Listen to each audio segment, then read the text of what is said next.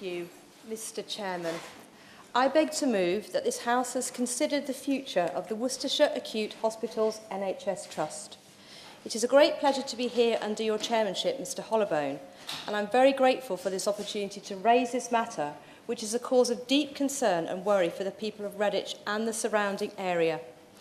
And may I take this opportunity, as this is a day when health is being discussed in this place, to pay tribute to my colleague, the Honourable Member for Kingston upon Hull, for her tireless work on behalf of the victims of the contaminated blood scandal. I also have a constituent in Redditch who has contacted me even in my first few weeks of serving as a Member of Parliament, and I know that they and other victims will welcome the inquiry that has been announced for today. Yeah. So, to move to the Worcestershire Acute Hospitals Trust. This is a trust that caters for a population of between 420,000 and 800,000 people. Currently, referrals from GP practices outside of Worcestershire make up 13% of the Trust's market share. This clearly shows that the Trust is under immense pressure to provide care to a huge number of people who are widely dispersed. Now, to focus in on Redditch itself, my constituency, and the Alexandra Hospital, it provides a service for approximately 200,000 people. The hospital is the country's centre for urology services and has 8 operating theatres, MRI and CT scanners, and cancer unit status. Mr. Hollowbone, it may appear that on paper this hospital would appear to be well resourced. However, in the Care Quality Commission's most recent report, published in June of this year, the Alex and the Trust overall was rated as inadequate, clearly a highly distressing situation. As a result, the Trust is in special measures until further review, a status that has remained since its initial inspection in November 2015. I do welcome, however, that despite this, the Trust is rated as good overall for its care, and feedback from patients and their families and friends is exceptionally positive in terms of being treated with kindness, dignity and respect. And my constituents in Redditch have often told me of the great experiences that they have personally had at the Alex. Will my honourable friend give way? Yes. I thank my honourable friend for giving way and congratulate her on securing this debate. As a fellow Worcestershire MP, I agree wholeheartedly with the comments she just made. Whilst there are many issues and concerns about our local hospitals, not a week goes by that I do not get letters and calls saying how positively their experience was. So while there's a lot of things that need to be changing, we should also recognise the hard work and dedication of many of the staff who provide excellent service much of the time. I thank my honourable friend for his remarks, and I agree with them wholeheartedly. Mr. Hollowbone, I come to a key question for the Minister, and I'm very grateful for his attendance today and his generosity in giving up his time today. While there are a number of factors that have led to the Trust being in this situation, this debate does not allow the scope for me to describe them all. What is important to my constituents is what is being done by his department and other responsible bodies to plan for the future. What we want to see is this Trust coming out of special measures as quickly as possible. Now, Mr. Hollowbone, I come to a related but somewhat separate issue, which is that of the future of acute services of Worcestershire consultation. The review of services in this Trust began in January 2012 when clinicians across Worcestershire raised concerns about how they could safely deliver services given their staff shortages. This has meant that services have had to be concentrated and centralised due to provision being too small at each of the Worcestershire hospitals.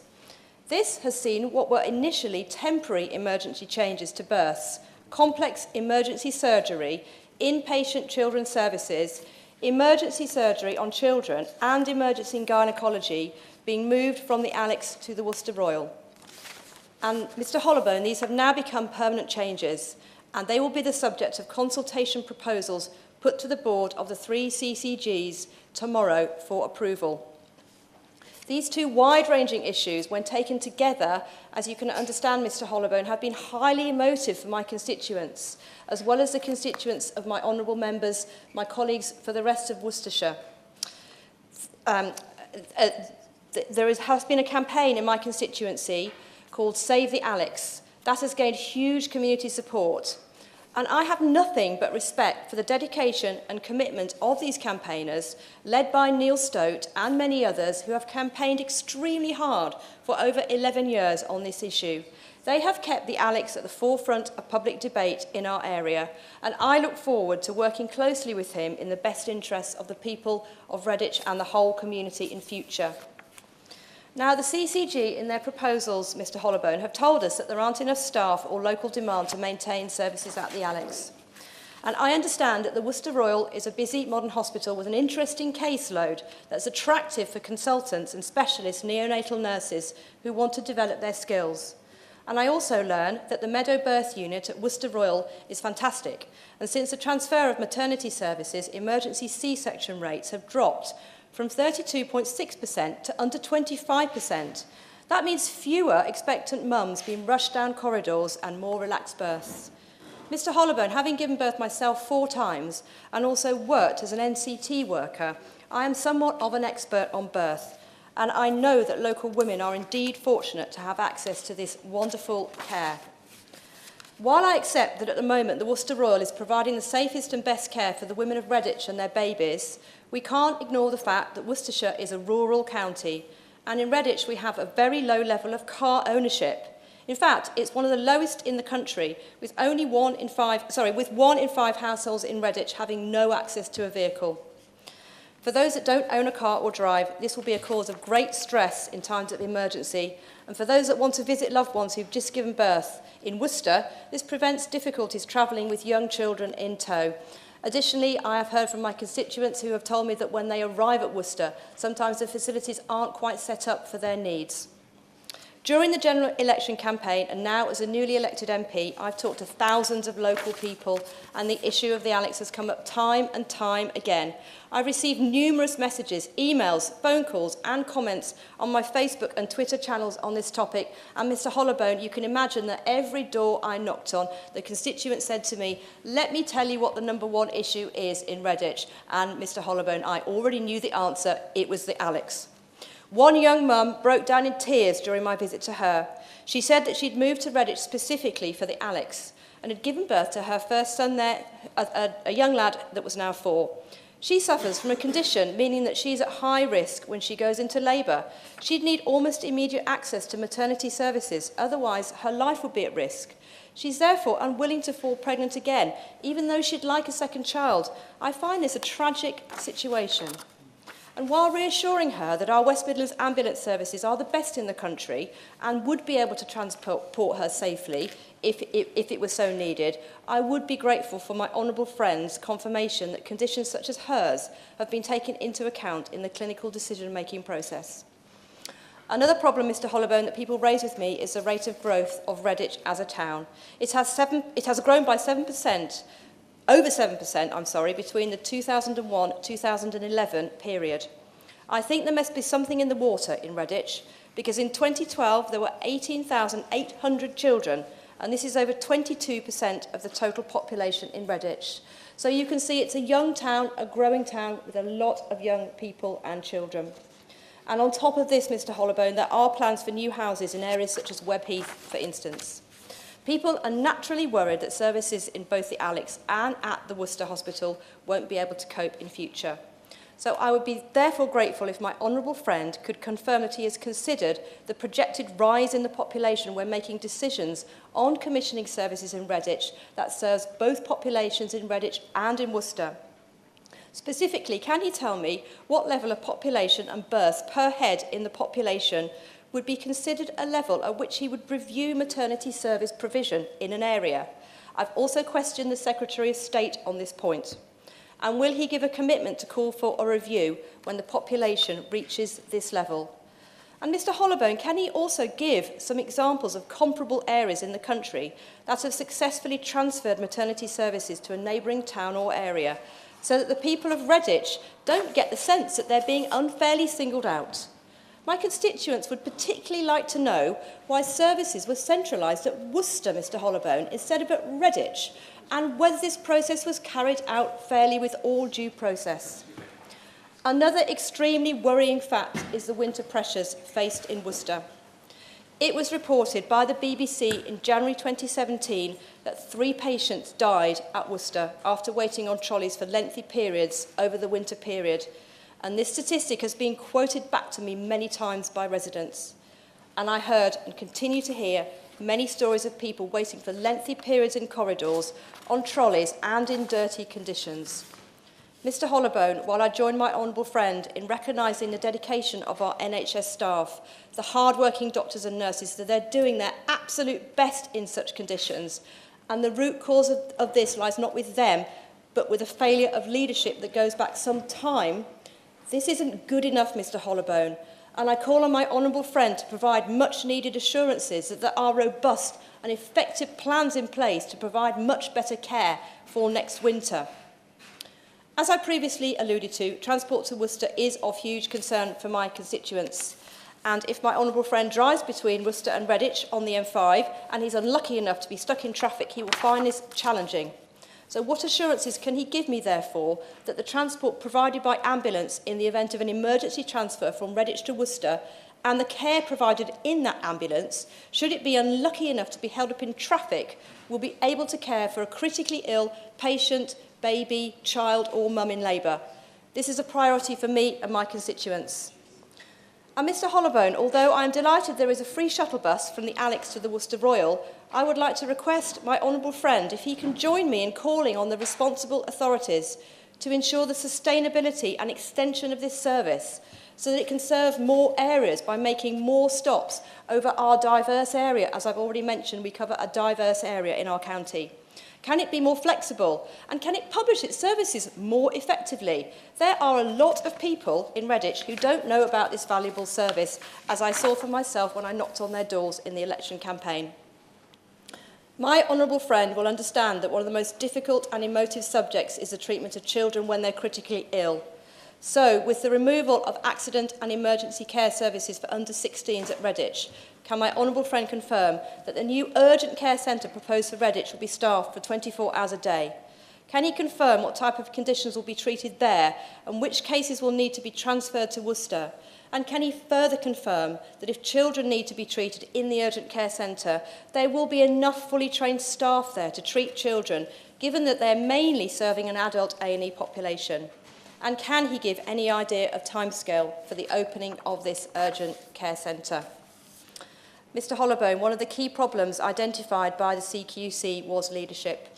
And I do welcome, and I'm very pleased, that there is a new permanent leadership team for the Trust, including a new chairman and a new chief executive, a lady named Michelle Mackay, who I have already met with. And I and my other Worcestershire colleagues, the members for Mid Worcestershire, West Worcestershire, Wyre Forest, Worcester and Bromsgrove, will meet regularly with the Trust's new chief executive, Michelle Mackay. I welcome the reaffirmed commitments that my honourable friend's colleague, the member for Ludlow, and the Secretary of State have made to me of the £29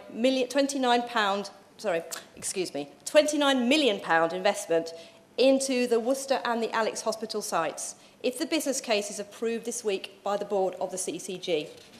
If he is able to give us some more detail of what this will involve, when we will see it and what benefits it will deliver to Redditch, I would be most grateful. Alongside this, I would like to ask my honourable friend what conversations and what support he has given to the leadership team of the Trust to ensure that she can swiftly transition this Trust out of special measures. Mr Hollowbone, specifically, I would also be grateful if my honourable friend can confirm what conversations his department has had on the critical issue of staff morale. This in the past has led to high levels of staff attrition at the Alex, and I heard this myself firsthand for a number of former staff members and current staff members who work at the Alex during the election campaign. This has a knock-on effect on service delivery, and I know from my own experience of running a business, if staff are not happy and don't feel valued, it's impossible to achieve a good outcome in an organisation, no matter how much investment and resources are put into it. Will my honourable friend give way? Yes, I give way to my honourable friend. I thank my honourable friend for giving way yet again. I thank her for her patience. Does she agree with me that one of the knock-on effects of this morale issue and any hospital being in CQC is the issue that it causes in terms of recruitment and people being a little bit more reluctant to start their careers or pursue their careers in hospitals that are in special measures, and the challenges that that brings that also need to be addressed? Yes, I thank my honourable friend for that intervention, and he touches on a very key point, that of recruitment, that I and my colleagues and he himself have raised with the new Trust leadership. And I know that they have brought forward some very interesting and exciting measures to address this, namely a new Facebook recruitment video. We look forward to seeing how that progresses and how that delivers more staff into this much-needed trust. So, Mr Hollowbone, to wind up my speech, I come to my conclusion. I'm extremely grateful for the Minister's interest in these matters and for the generosity of you granting me this time to discuss this, especially the commitment that's been shown by his colleague, the Honourable Member for Ludlow, during the general election campaign, who visited me in Redditch. I do finally call on him to lay to rest a pernicious rumour that's circulating in Redditch, namely that our hospital is at risk of further downgrades or even closure. I'm aware, and some of my constituents are aware, of a report called the Naylor Report, which contains in its numerous pages, too numerous to mention, proposals for selling unused NHS land to build affordable housing for NHS workers. Now, Mr Hollowbone, this does seem to me to be an eminently sensible suggestion, given the shortage of affordable housing in our country and the need for affordable homes for our public sector workers. However, Mr Hollowbone, some of my constituents have found suggestions in its pages that I have not personally been able to find myself, despite assiduous reading over a number of hours, which I can confirm is a great insomnia cure, should he be interested, that the Alex Hospital itself might be sold off for building land. I would therefore be grateful for my honourable friend's contribution that there is no such suggestion hidden in the small print of this report or elsewhere in any government document that the Alex Hospital faces this fate. I would like to ask my honourable friend to go further than this if he is able to do, as he has been so generous to attend this debate, to guarantee to my constituents that Redditch will have a hospital to serve its population both now and in the future that's fit for the size of the town now and in the future. Mr Hollowbone, I thank you for allowing me time to make my points in this debate, and I look forward to hearing from the Minister. Yeah. Well, it was a pleasure, and I congratulate the Honourable Lady on her address. The question is that this House has considered the future of the Worcestershire Acute NHS Trust. Minister. Thank you very much, Mr Hollowbone. First of all, just an apology to my honourable friend. The Minister for Hospitals is on the front bench in the House in taking part in the very important debate that she rightly refers to on contaminated blood. So he has sent me in his place, but I hope I will do. First of all, can I just I think I can answer many, if not all, of the questions that my honourable friend raises. Sorry, senior moment with my glasses, and I'll attempt to do that in the 15 minutes or so that I've got. I congratulate her on securing the debate for her recent election as the member for Redditch. I knew her predecessor well, and as she very graciously said in her maiden speech, she's some act to follow and a lovely person, and I hope she's doing well, and I'm sure she's in touch with her. But most of all, congratulate her on, in the short time that she's been here, for hitting the ground running would be an understatement in the way that she has tackled this issue and brought what she said on the campaign trail into the House of Commons and its various other committees. And that is exactly why I think the people of Redditch place their trust in her. So she is already a credit to them. I was in the House for her maiden speech, so I heard her refer to these issues and refer to the Alex in great detail. And it reminded me of somebody not so far from where I'm standing now 7 years ago, who came to this House and said that the future of Winchester Hospital would be his priority. And I've tried to stick to that, as I'm sure she will to her. I also saw her, I've not seen a family quite so proud sitting up top watching her make her maiden speech as hers were. I think her children and her partner were there, and it was great to see.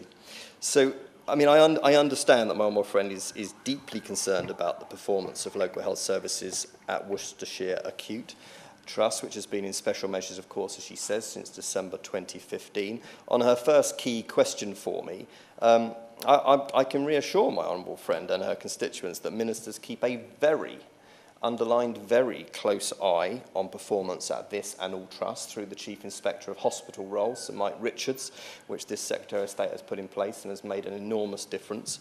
As she knows, because she was able to join my ministerial colleague, the member for Ludlow, on his recent visit to the Alexandra Hospital during the campaign that she referred to. The recent CQC inspection report is clearly of great concern to her and to us, but I understand the Minister of State has been reassured to meet the new Chief Executive at the Trust twice since she arrived from Australia at only the end of March. She now has a substantive team in place for the first time in many years, and we know from experience that strengthening the leadership team is a significant step towards taking any trust out of special measures. NHS Improvement has taken active steps to help drive improvement at the Trust. This includes bringing in Birmingham Children's Hospital, as she knows, South Warwickshire NHS Foundation Trust, and Coventry and Warwickshire Partnership NHS Trust to help address key areas of weakness and provide both strategic, mentoring and practical support. An improvement director is also in place. It's the very least that we expect, and it is all happening, I'm pleased to report.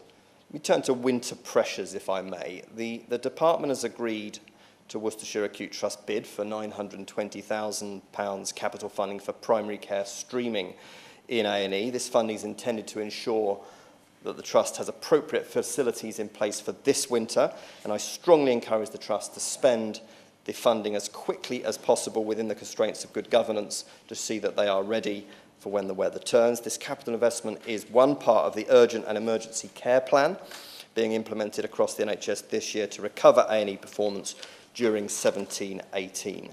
The intention of the national plan is to redirect patient activity to primary and community care through GP streaming, GP weekend evening appointments and supported discharge and reablement in people's homes. And Worcestershire Acute will benefit from these efforts to improve delayed transfers of care, DTOC, one of the acronyms I've had to get to grips with in the last 3 years, performance, along with other trusts. Let me, if I may, set the acute services review that she rightly mentions in the context of the Herefordshire and Worcestershire STP process, the Sustainability and Transformation Partnerships. This represents a landmark attempt to address long-standing challenges to the provision of emergency care across the country to ensure sustainable A&E services and all other health services. We often, we don't say this enough, we are one NHS for the long-term future. The Acute Services Review has been incorporated within the STP, which is right, a draft of which was published in November 2016. Public consultation on the Acute Services Review ran between January and March of this year. Let me briefly outline the proposals for the record, Mr. Hollowbone. The revised model would see 95% of patients experiencing no change to the way they access services in Worcestershire and all 3 of the county's acute hospitals remaining open. Worcestershire Acute Trust would also retain its 2 A&E departments at Worcester and Redditch and the minor injuries unit at Kidderminster.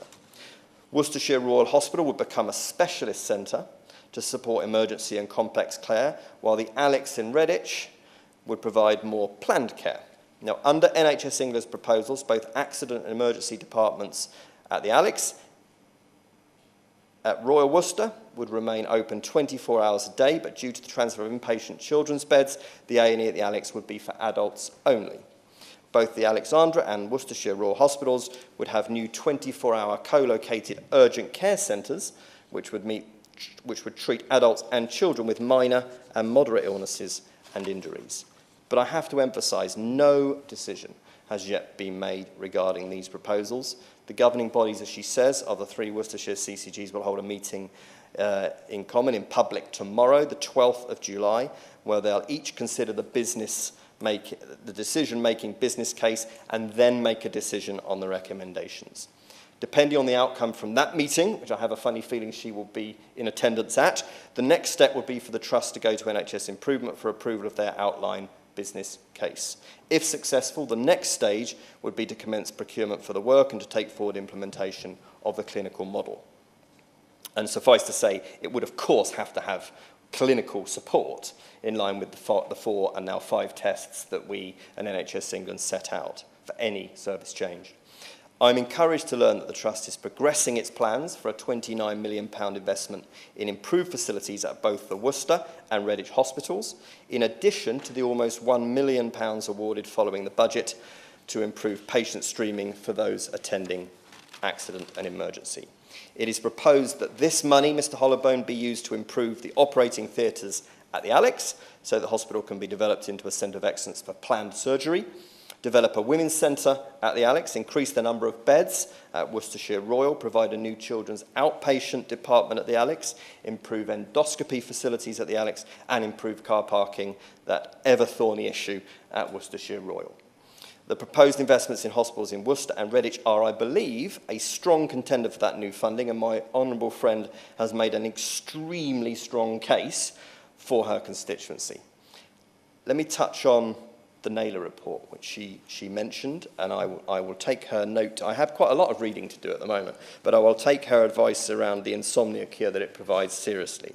So I can assure my honourable friend that I am not aware of any plans to dispose of the Alexandra Hospital. The Naylor review that she mentions in her speech does not propose any specific hospitals should be closed, merely where space and land can be released while continuing to deliver services. The Naylor review, as she knows, is an independent report prepared for the Department of Health and published in March 2017. We're giving, as you would expect, and my honourable friend, the Minister of State, is giving careful consideration to the review's recommendations, and he will respond fully in due course on behalf of the government. She mentioned rightly staff recruitment and retention, so let me touch on the problems the Trust has faced recruiting staff, especially at senior levels, and its reliance on interim and agency staff as a result. As we've said, the Trust has a new Chief Executive, Mr. Hollowbone, and leadership team in place. From the experience of many, many other hospitals that have been in special measures, we have found that low morale and high levels of attrition are usually never about the commitment of the staff that work there, but they're about getting the right leadership in place, which is why I place such emphasis on that new Chief Executive and her team. I know my honourable friend, the member for Ludlow, saw outstanding commitment from the staff of the Trust when he visited both the Alex and the Royal last month. Let me turn to her concern about maternity services, always the one that touches the heartstrings more than any other bit of hospital services. Of course, I recognise the strength of feeling in Redditch, and in particular her constituents' concerns regarding travel times to Worcester Royal. In Worcestershire, all hospital births were moved on a temporary emergency basis from the Alex to Royal Worcester in 2015 due to staff shortages. The safety of patients has rightly to be our prime concern, and I understand that the Trust ran extensive recruitment campaigns for additional staff before this temporary decision was made. Worcestershire's maternity services form part of the acute services review, which has to be right. The CCG's published decision-making business case makes it clear that Worcestershire Acute Hospital's NHS Trust must review the scheduling of its outpatient appointments and operations to take account of patient travel needs and individual circumstances, and that the CCGs and the Trust should work together with the community transport providers in Worcestershire to provide an enhanced transport service between the Alex and Worcestershire Royal. Decisions regarding these proposals are expected to be made by the governing bodies of the three CCGs at tomorrow's meeting. I would encourage, although I don't think I need to encourage her too much, my honourable friend to support the CCGs to agree a plan at that meeting. Engagement with staff and local people will continue, and it must, to influence and refine plans at every single stage of this process. This is a key principle, Mr. Hollowbone, in local reconfiguration of services, and it is dead right that the process is guided by those who know and understand the local area the best. That, of course, includes the clinical support that I mentioned to her. In conclusion, Mr. Hollowbone, I totally appreciate the concerns my honourable friend has laid out so eloquently today, and again commend her for her work in such a short space of time on local health care issues affecting her constituents and indeed her own family, as she said in her maiden speech during her time in this House. I would encourage both her and her constituents to maintain an open dialogue, which of course they are, with the local NHS, and wish to reassure her that Worcestershire Acute's performance will continue to be very, very closely monitored by ministers in this government. Thank you, Mr. Hollowbone.